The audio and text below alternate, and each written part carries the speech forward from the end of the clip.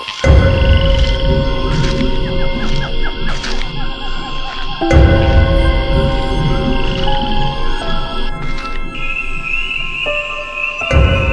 Channel में आप सभी का स्वागत है।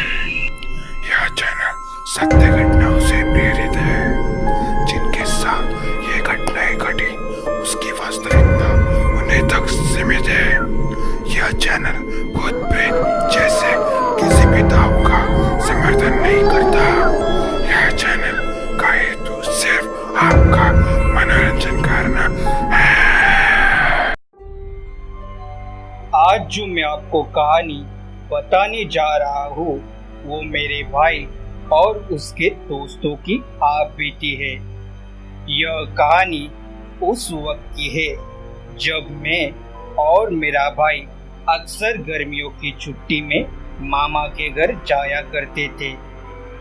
उस वक्त मेरा भाई और उसके दोस्त अक्सर यहाँ वहाँ घूमने जाया करते थे, जैसे कि सैर के लिए पहाड़ों पर जाना, दादी के खेत में जाकर ककड़ियाँ तोड़ना, जामुन के पेड़ से जामुन तोड़ना, नदी पर तैरने जाना, बगीचे में जाकर खजूर तोड़ना, करवन लाना, कभी साइकिल चलाने जाना। ऐसी सब मजा मस्ती वो आए दिन करते थे। अक्सर वो जामुन खाने जामुन के बगीचे में जाया करते थे।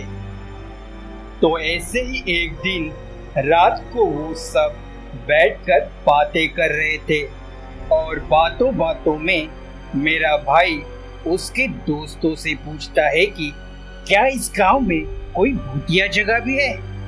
तब एक दोस्त बोलता है कि हाँ, ऐसी कई जगह है गांव में। यह बोलकर वो उनको एक एक करके उस जगह की जानकारी देने लगता है। वो बताता है कि ऐसा कहा जाता है कि जामुन के बगीचे में आत्माएं घूमती है और गांव में जो स्कूल है उसके पीछे एक जंगल है, उसमें किसी ने खुदकुशी कर ली थी। तब से वहाँ भूतिया घटनाएं होती रहती है। ऐसी सब भूतिया बातें करके वो सब अपने अपने घर चले जाते हैं। उसके अगले दिन वो रोज की तरह तय करते हैं कि चलो जामुन खाने चलते हैं और लगे हाथ ये भी देख लेंगे कि वहाँ पर कोई भूतिया घटना होती भी है या नहीं, क्योंकि वो सब बेसब्री से जानना चाहते थे कि क्या इन सभी चीजों का सच में कोई वजूद होता भी है या ये सिर्फ मनगढ़ंत कहानियां हैं। क्योंकि आज तक उन्होंने बहुत सारी भूतिया कहानियां सुनी थी पर उन्हें महसूस नहीं की थी। तब वो सब जामुन के बगीचे में चले जाते हैं, पर जब वो पहुंचते हैं तब देखते हैं कि वहां पर पहले से ही और भी लोग जामुन खाने आए हैं। तो उस दिन उनको ऐसा कुछ महसूस नहीं होता, शायद वहाँ बहुत सारे लोग थे इसलिए। तब वो फिर से तय करते हैं कि कल हम यहाँ वापस आएंगे जब यहाँ कोई ना हो। अगले दिन मेरा भाई और उसके दो दोस्त फिर से जामुन खाने निकल पड़ते हैं। उस वक्त दोपहर के करीबन 2 बजे होंगे और कहा जाता है कि दोपहर के वक्त ये सारी चीजें बाहर निकलती है। बातें करते करते वो सब बगीचे में पहुंचते हैं। पहुंचते ही वो पहले छोटे जामुन के पेड़ के पास जाते हैं और जामुन खाते खाते वहीं पर बैठकर भूतों की बातें करने लगते हैं। बातों बातों में एक दोस्त अचानक आवाज देने लगता है, अगर हमारे अलावा यहाँ और कोई है तो सामने आओ। ये बोलकर वो शांत हो जाता है। सब लोग एक दूसरे की ओर देखते हुए जवाब का इंतजार करने लगते हैं और कोई जवाब नहीं आता। इसके बाद वो जंगल के और अंदर जाने का फैसला करते हैं। फिर वो आगे बढ़ने लगते हैं। पूरे जंगल में पंछियों की आवाजों के अलावा सिर्फ इन तीनों की आवाज गूंजने लगती है। सबके पास एक एक लकड़ी होती है जिससे खेलते खेलते वो जा रहे थे।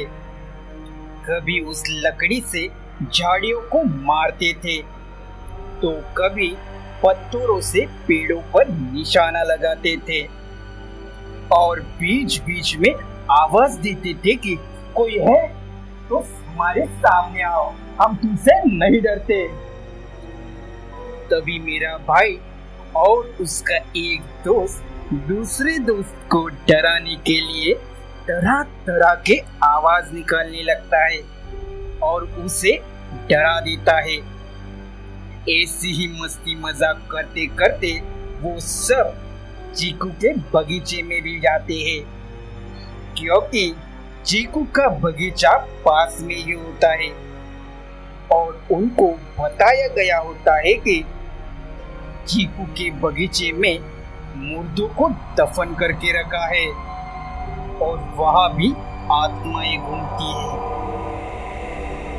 वहां जाकर वो पहले तो चीकू खाते हैं और फिर आवाज देने लगते हैं कि कोई है तो बाहर आओ, और जब तक तुम बाहर नहीं आओगे तब तक हम यहाँ से हिलेंगे नहीं। ऐसी सब बातें करके वो फिर से जामुन के बगीचे में आते हैं। ऐसे ही पूरे रास्ते में भूतों को चुनौती दे देकर अब वो जंगल के आखिरी छोर पर आ गए थे। अब वो बहुत थक गए थे और उनको भूख भी लग रही थी। तो एक दोस्त जामुन के पेड़ पर चढ़ता है और टहनी हिलाता है और फिर वो जामुन उठाकर खाने लगते हैं। ये सब चल ही रहा था कि उनकी नजर एक टूटे हुए बाथरूम पर पड़ती है और उसके बाजू में ही एक पुराना जर्जर कुआं भी था। उस कुएं के अंदर क्या है ये देखने के लिए वो सब वहां जाते हैं और कुएं के अंदर झांककर फिर से आवाज देने लगते हैं कि अगर यहाँ कोई है तो हमारे सामने आओ, हम तुमसे नहीं डरते। अगर हिम्मत है तो सामने आओ हमारे। ये सारी बातें कुएं में गूंजने लगती है पर कोई जवाब नहीं आता। उसी दौरान उनके पीछे से एक औरत गुजरती है पर इनका ध्यान कुएं में था। पर जब वो पीछे मुड़के देखते हैं तो वही औरत उन्हें इतनी दूर दिखाई देती है कि वो सब सोच में पड़ते हैं कि अभी तो यहाँ चल रहे थे, इतनी जल्दी वहां कैसे पहुंच गए। सब सोचते हैं शायद हमारा ही ध्यान नहीं होगा और इस बात को नजरअंदाज करते हैं। तब वो तय करते हैं कि चलो घर चलते हैं, क्योंकि अभी तक तो हमें कुछ भी दिखाई नहीं दिया। ये सब बातें चल ही रही थी कि अचानक उन्हें एक आवाज सुनाई देती है। ये सुनकर वो एक दूसरे को देखने लगते हैं और पूछते हैं कि किसने आवाज निकाली, क्या तुमने निकाली या तुमने। पर उनमें से किसी ने आवाज नहीं निकाली थी। तब वो यहाँ वहाँ देखने लगते हैं कि हमारे अलावा यहाँ और कौन है, और पूरे जंगल में इन तीनों के अलावा कोई भी नहीं था।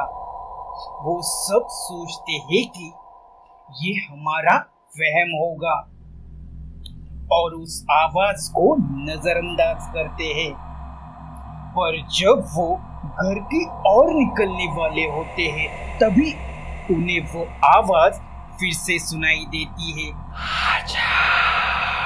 और वो आवाज ऐसी लग रही थी कि मानो पूरा जंगल उनको पुकार रहा हो। अचानक जंगल में जोर जोर से हवाएं चलने लगती और पल भर में ही पूरे जंगल में अंधेरा से छाने लगता है। ये डरावना मंजर देखकर उनके रोंगटे खड़े हो जाते हैं।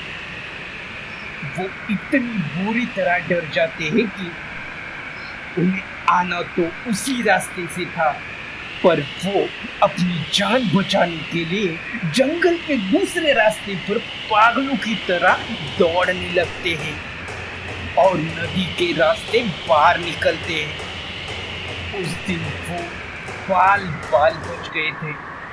अगर वो उसी रास्ते से आते तो ना जाने उनके साथ क्या अनहोनी हो जाती। ये कहानी सुनाने का हमारा उद्देश्य इतना ही था कि अगर आपके दिमाग में भी ऐसा कोई खुरापती ख्याल आ रहा है तो उसे यही रोक दे, क्योंकि ऐसा करना मतलब अपनी जान को जोखिम में डालना हो सकता है और शायद आपको दूसरा मौका भी ना मिले जैसा इन्हें मिला। कहते हैं सच कड़वा होता है, पर यकीन कीजिए कुछ सच खौफनाक भी होते हैं और दुआ कीजिए कि ये खौफनाक सच कभी आपसे ना टकरा जाए। अगर आपको यह कहानी अच्छी लगी हो तो ऐसी कहानियाँ सुनने के लिए हमारा चैनल सब्सक्राइब कीजिए, वीडियो को लाइक करिए, कमेंट करें और अपने दोस्तों के साथ शेयर कीजिए और जाते जाते नोटिफिकेशन पे प्रेस कीजिए। तो मिलते हैं अगले वीडियो में, तब तक के लिए अपना और अपने प्रियजनों का